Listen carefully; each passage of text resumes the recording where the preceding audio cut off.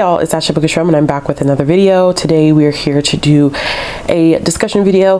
This was the May Patreon book club pick of the month. So as you all know, if you are part of my Patreon and you're at a certain tier, you get to vote on what video you would like to see me do for the month. You got 2 of these because I did not get to put one out when I went on a brief hiatus. So there was one earlier this month and this is the second one for the month. So yes, as you can see from the title, can we really separate the art from the artist? Now, I want to preface this by saying that this is my own kind of perspective that I work through. This is not saying that this is how everybody else has to work. This is why it may or may not be difficult for me to separate the art from the artist. Some people are capable of doing it. Some people can look past whatever a person has done and they want to consume the art. Then there are people who just can't look past what the author has done and they don't believe in continuing to consume their art. I know that this has been a really big discussion in Booktube, especially with a lot of different things happening in the book community in terms of author behavior. And it's a tough question to ask. I think it's a tough question to answer. And I think at the end of the day, everybody's going to have their own preference and their own means of making decision for themselves. How I view this topic is not meant for everyone to view this topic. In fact, what I wanted to do with this video is, like I've done with other videos, is engage in a conversation about whether you can or cannot, you personally, whether you feel like you can or cannot separate the art from the artist. Is it dependent upon what the author has done? Is it, you know, one of those things where if an author has engaged in behavior that you don't believe in, you completely are like, I can't support this author, or I can't, you know, indulge in their books. So for me, just speaking, of course, I feel like I have to say this 100 times because even when I say this, there's always a couple people who are like, why do you feel like all? And I never try to say that how I feel and how I view is the only way to feel and view something. A lot of the points of these videos that I have are topics of discussion. Every now and then I'll make a video about something where I'm set in stone and you're not going to change my mind about it. This one, I think that it's a little bit more complicated, and I think that because of my background in being a librarian, it makes things even a little bit more complex, because what I feel in my personal life, I can't really engage in my professional life. So using a good example with JKR and the Harry Potter series, I am so disappointed and disgusted in a lot of things that she has done. And it was very heartbreaking for me in that personal experience because of how much that series meant to me growing up and how it was such a strong part of my childhood, especially when I felt like I was very much so alone. It gave me a place to go, but I can't pick up those books anymore.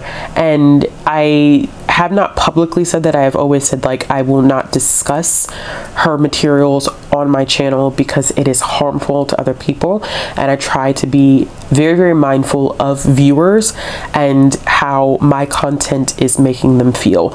I can't please everyone. That's one of the difficult aspects of a lot of this, is that you can't please everyone. You never will. It's just the way that the world works. It's the way that society works. You can't please everybody. But for me, I do definitely have a very hard time separating an art and its artist, because I think that it is a constant reminder that I am engaging in something that person has put out, and for me it's a constant reminder of what that person has done, and then I get disgusted all over again about what they have done or what they have not done. And so for me mentally, it is kind of like a block, and it's, you know, not more so a conversation if someone makes a mistake and we can't learn to have conversations about what it means to make a mistake and grow and learn and change. But I think that for me, sometimes it takes a while. And another factor that I think gets thrown in for me personally when it comes to the art and the artist is that some of the authors that we've discussed, like in the past couple of years, it's been repetitive behavior. So I'm going to use, once again, Emily A. Duncan as an example. I can't separate the art and the artist specifically from Emily A. Duncan because I feel like she has continuously done stuff. So when she finally came out with an apology, it didn't feel really sincere because it was one of those where you got caught. That's why you're sorry. Not because you truly feel bad about what you did, but because you got caught doing it. And for me, repetitive behavior of, like in her instance, in bullying and targeting the Asian bookish community, which seemed to be a behavioral pattern for her, I could not get down with that. And in that sense, I can't say, oh, well, you know, this book is separate from her. For me, at that point, they become one and the same, because if I'm reading that book, she's constantly on my mind. And because she's on my mind, I'm thinking about, you know, and this could just be me in the way that I read. You know, when I start reading books, I think about, you know, like, well, where did the author come up from with this? And, you know, what point were they at where they thought that this was going to work or this wasn't going to work? And what experiences of their own did they draw upon in order to create this work? What have they seen? What have they heard? I think that your life experiences, whether you're technically putting yourself into your work or not, I personally feel like your life experiences, what you see, what you hear, what you smell, what you live through, they definitely influence the art that you create. So whether it is intentional or not to put yourself within a piece of art, I think that it's hard for you not to have somewhat influence your own art because it's coming from you. So for me, in that sense, I definitely do. I struggle a lot with separating the art from the artist, even people who like have made like a one-time offense. And that's me, I think, in acknowledging that sometimes I can be stubborn, where it's like, okay, this person made a mistake, like, let them grow, let them learn. And it's like, it's a process of internalization, of realizing that maybe we need to work on, when I say we, I mean like me, myself, and I need to work on like processing of forgiveness there. But I also want to kind of point out in the same vein that just because someone gives an apology does not mean that you have to accept that apology, especially when people start doing very, very bigoted things, whether that's racist, sexist, homophobic, transphobic, the whole nine. It's harder to get past those things because it makes me feel like that's who you are as a person. And you have a lot of work and growing to do before I can even look you in your face and get past the point at which you've made probably some horrendous, you know, statements, or you've done some horrendous actions, whatever the case may be. I feel like I'm kind of talking in a circle here, kind of getting off track.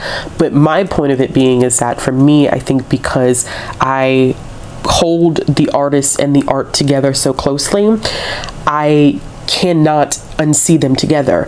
And I'm not going to sit here and say that it's easy, because it's not easy. I think that people think that it's like black and white when it comes to stuff like this. And for some people, it's not so much, especially depending upon how much that specific art has influenced that person, or whether that specific art has played a major role in someone's life. Sometimes it's a little harder to let that go. That doesn't make them a bad person. I don't think people are inherently bad when it's like, I'm struggling on letting this art go because of the fact that this has had such a major impact on my life in such a positive way. And it takes time to kind of separate the two at that point. And I mean, we can even take this down to like musical artists. I think, you know, a good example of this probably is Michael Jackson, who was very, very impactful. And I'm not going to get into the nuances of a whole lot of that stuff, but it's hard for a lot of people to separate the art and the artist when it comes to him, even in regard to said allegations against him. It's extremely, extremely hard because he was so influential. And I think that's another aspect of it, where when people have a certain level of influence and a certain level of positive impact in someone's life, it makes that decision hard. For me personally, does that mean that that separation shouldn't happen? I personally don't think so, but I think the journey in getting there is a process that you have to get through. I also think I struggle with this topic a little bit because I cannot like an author's behavior or things that they have said. And I'm not going to say I don't like a person because I don't know them. I dislike their actions and the words that are coming out their mouth, which, I mean, for all intents and purposes, it could be indicative of who they are as a person. But I may not like their behavior, but in my profession, that can't taint what I do in terms of accessibility. So it makes my understanding and my feelings towards separating the art and the artist very, very difficult. I think in the booktube community, it is very black and white. I think that when an author has done something wrong, it's either easy to ignore that they have done something wrong, or it's easy to kind of separate yourself from that author so you don't get called out for possible bad behavior or supporting a bigoted or harmful individual or an individual that has harmed other communities. But outside of booktube, it is not that black and white. And it's very interesting when we talk about separating the art and the artist, when we kind of do that in booktube for the most part, because everybody doesn't do it, because A, people are making their own decisions. B, everybody is not always in tune to what's happening with authors. I think that that is a kind of a rabbit hole to go down through, because people have lives outside of booktube and book Twitter and bookstagram. People have jobs, people have families, people go to school, people have partners, people have kids. There's so much more outside of this community. So something may happen and people may not be in tune with what that author has done. Some people are not on social media every day to know. So there are people who may continue to engage or, you know, promote or buy certain materials because they just don't have that knowledge there. It may not be apparent to them. But I will say, outside of our community, the conversation and the actions that go into separating the art and the artist are very different, because our community is very small, is very niche. Outside of our community, people are not in tune with author drama or booktube drama or bookstagram drama or book Twitter drama or people getting called out on bad behavior. It's not something that people are actively aware of. So when we engage in this topic in our community, I step outside, because remember, I have two lenses in which I view the larger book community. I have that of librarianship and then being a part of this community, and watching the way two communities react to certain things is very interesting. So when things happened with JKR over the summer, it was a big discussion. It was a very important discussion that happened during the summer, and acknowledging that she was engaging in some really foul behavior, transphobic behavior at that. And I think that when you step out of our community, it's not like that. People are not actively aware. People do not actively care. So it's interesting viewing this topic through different lenses. One where I feel like I'm a part of this niche community and this is something that we actively do. I have my own personal viewpoints about it. And then I have this more broad lens through which I look through this topic. And I can't stop someone from checking out an author that I have personal issues with.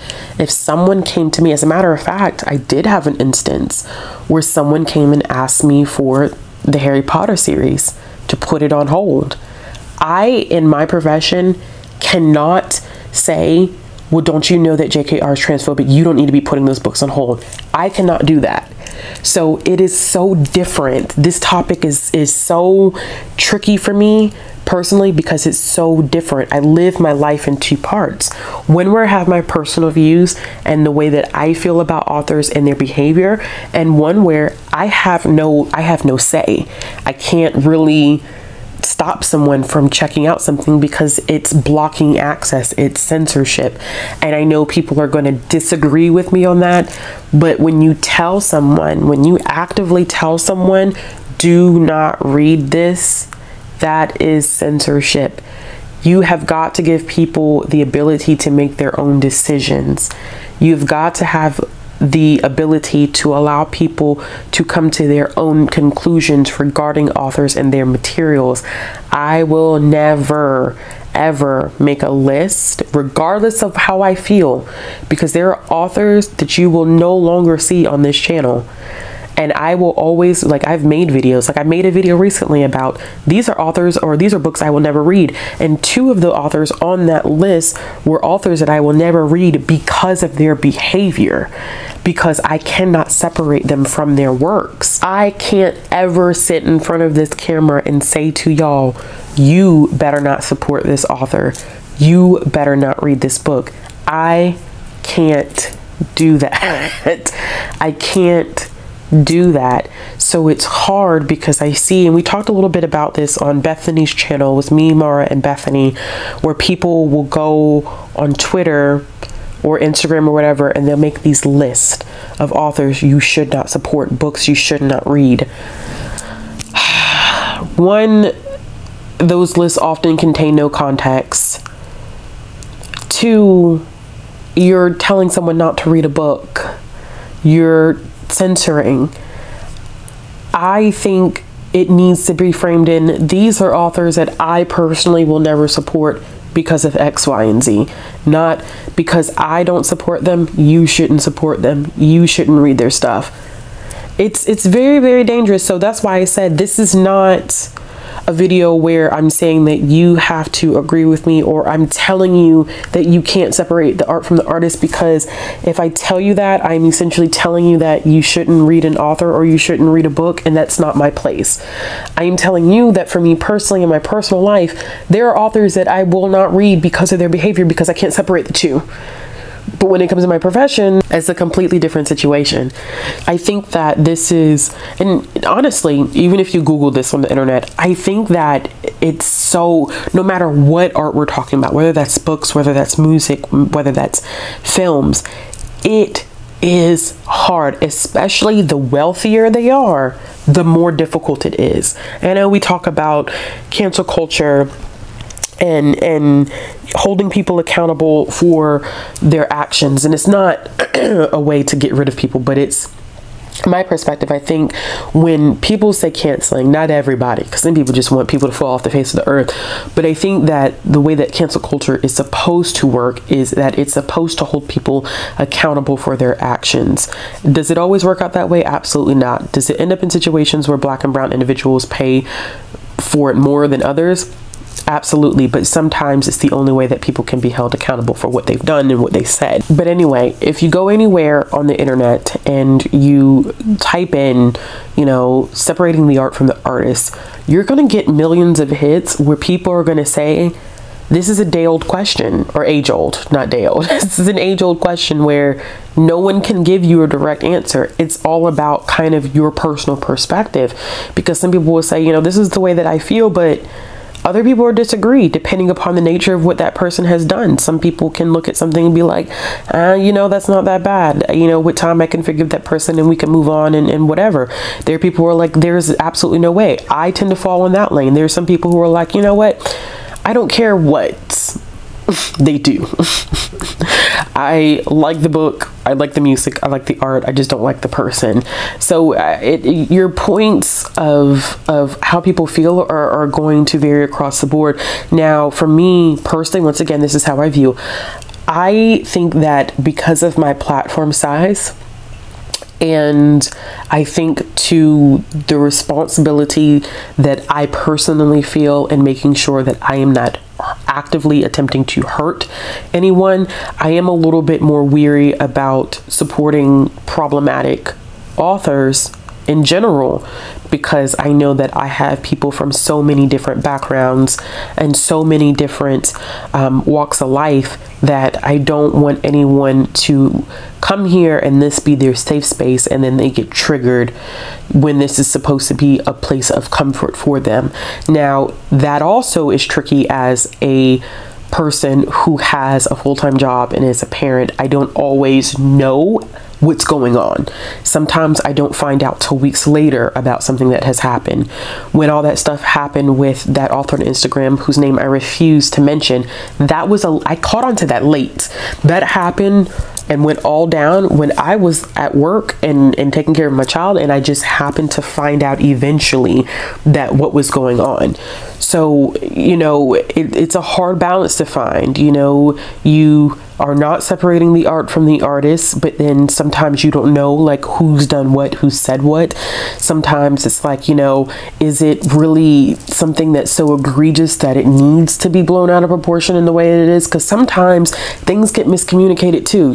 There's a lot of factors in this too. There are some things that have gotten miscommunicated in this community that are not worthy of someone being questioned on their artistry and whether we should be supporting them or whether we should be engaging with their materials. That's another thing. So all that being said, I think the answer to this is it's a self thing. It's something that you have to explore yourself. And I think that there are a lot of factors that you personally have to take into consideration. It's not a one size fit all.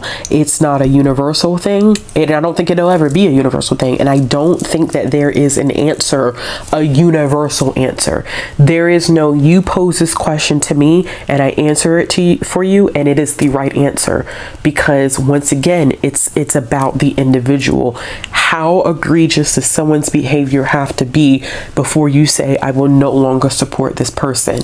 For me, I'm very, like, bigotry against any group is not okay with me. So I don't care how small it is. You got to do some self-reflection. I don't think there's been someone that I'm aware of that it's kind of a gray situation.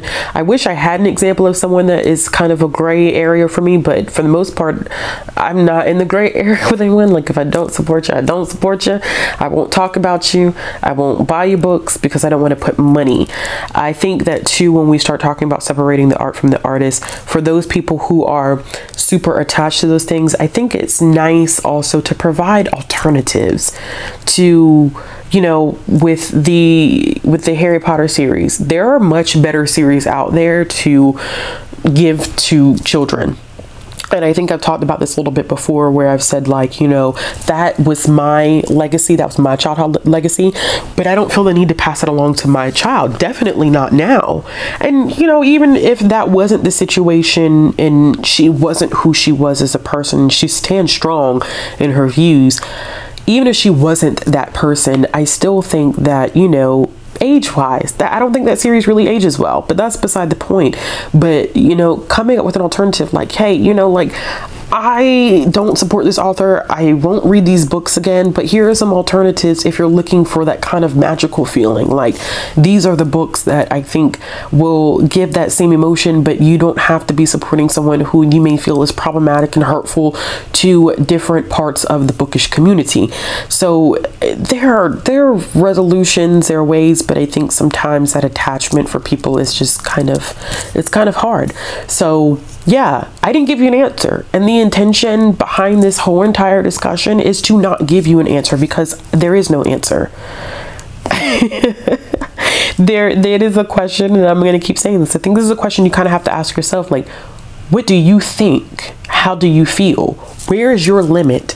Where do you draw the line where you feel like, we're not going to have this? Do you view books, movies, and TV differently? Because a lot of the movie industry and stuff like that, the TV industry, music industry, has been having a lot of conversations about separating the art from the artist.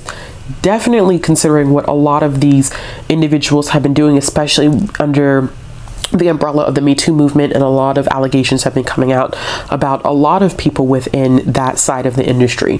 Do you hold the accountability that we see in TV, music, and, you know, movies? Do you hold that same level of accountability with books? Is it the same or is it different?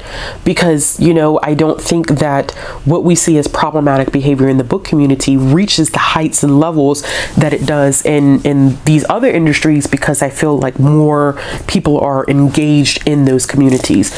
But yeah, I mean, definitely answer those questions, y'all. I really, once again, this is one of those discussions where I want us to kind of like engage in the comments and see where everybody stands stands. Please keep it, listen, okay?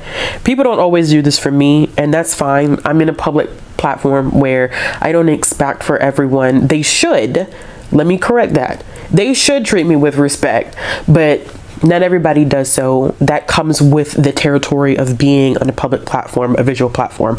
But keep it classy with each other in the comments, y'all. Just try to keep it classy, because everybody is not going to agree on this. I could tell you that right now. There are going to be people who are going to say, yes, we must separate them. And there are going to be people who are going to say no. And there are going to be people who are middle ground. Let's engage in some thoughtful conversations. Ask those questions. Why do you feel this way? Where do you draw the line? What makes you feel like enough is enough whenever you are consuming a book and you find out that the author attached to it has problematic behavior? At what point, you know, do you hold movies, books, TV, and music on the same level? Do you hold them on the same level? But as always, I'm hopeful that we can engage in some thoughtful conversation. If you like this video, give it a thumbs up. If you want to see more content from me, click the subscribe button. Make sure you hit that bell for notification. If you're looking for ways to follow me on social media or to support this channel, those links will be down in the description box below, and I'll be back with another video soon. Bye.